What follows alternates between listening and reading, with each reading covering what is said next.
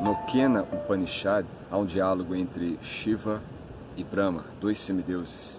E Shiva pergunta a Brahma o que há além da mente. E Brahma diz que o que está além da mente é o prana. E que o prana é, na verdade, uma manifestação, uma expansão da presença de Vishnu, aquele princípio que está em tudo. E ele exemplifica isto dizendo, para o yogi, a capacidade de ver não está no olhar, mas na potência que torna os olhos capazes de ver, de enxergar.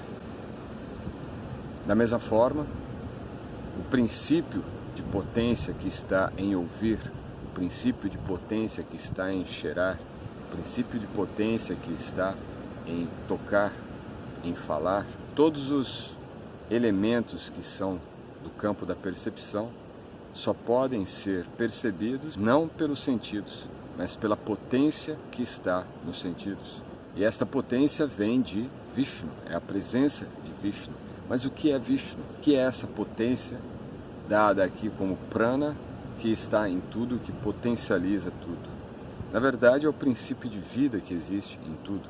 É o princípio de vida que existe em cada ser vivo, em cada ser humano. E que nos permite, por exemplo, ouvir, ver, provar, tocar, sentir, pensar, imaginar, tudo. Esse princípio vital, chamado prana, ele provém de Vishnu.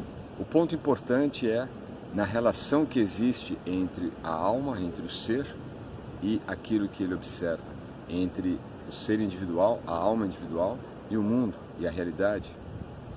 Porque há nisso a reciprocidade. Se em tudo existe a potência espiritual, a potência vital definida dentro do campo material como prana, e esse princípio, na verdade, é uma das manifestações do absoluto, do ser supremo, aí no caso definido como Vishnu. Vishnu é uma manifestação direta do ser supremo, enquanto que Brahma e Shiva são semideuses que derivam de Vishnu.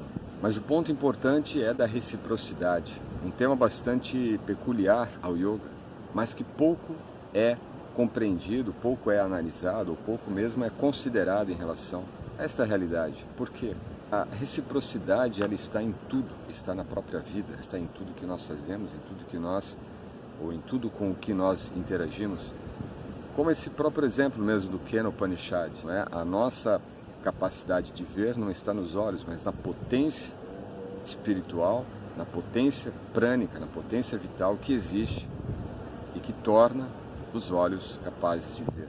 Então existe um princípio vital, existe um princípio espiritual que é a alma, a consciência. E dessa forma nós interagimos com tudo, nós interagimos com a natureza, nós interagimos com outras pessoas, nós interagimos com objetos dos sentidos. E toda esta interação, ela remete então a uma reciprocidade. Por exemplo, se eu observo, não é, o fogo, eu posso, desta observação do fogo, extrair benefícios ou prejuízos. Eu posso extrair benefícios como, por exemplo, fazer um alimento, cozinhar um alimento. Eu posso extrair malefícios ou prejuízos se de repente eu deixar esse fogo se espalhar.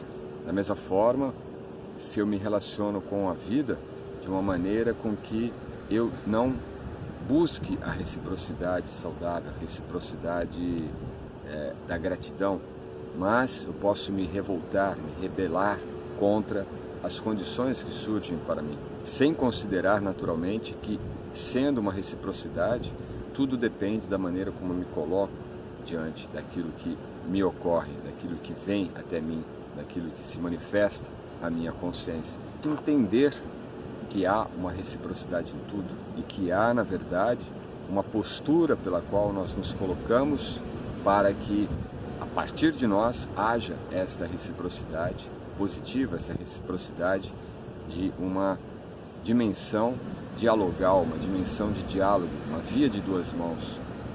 Assim como o fogo possui a via de duas mãos, eu posso me colocar e me prejudicar com o fogo, como eu posso também me beneficiar com o fogo.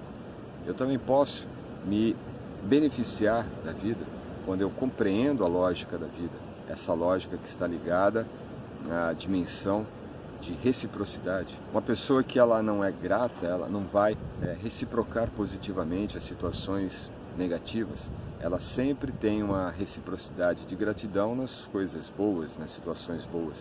Mas lembre-se, tudo está relacionado e em tudo há a reciprocidade. A maneira de reciprocar com a vida também ocorre nas condições não tão positivas, até porque a nossa mente é que cria essas perspectivas positivo e negativo, ruim e bom.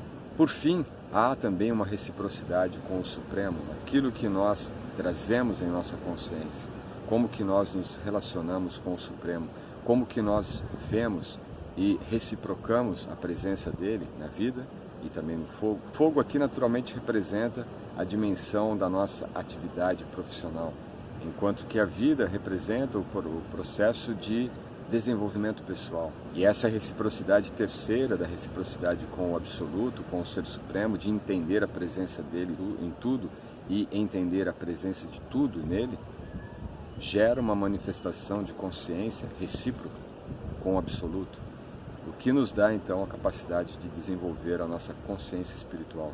Então, desenvolvimento espiritual, desenvolvimento pessoal e desenvolvimento profissional ou das nossas atividades, do Dharma, tudo isso está relacionado então com essa dimensão da reciprocidade. Lembre-se, tudo está relacionado, em tudo está presente, ou em tudo há a presença do Absoluto. Então a reciprocidade é algo que faz parte do processo de amadurecimento e de desenvolvimento do nosso ser. Namaskar.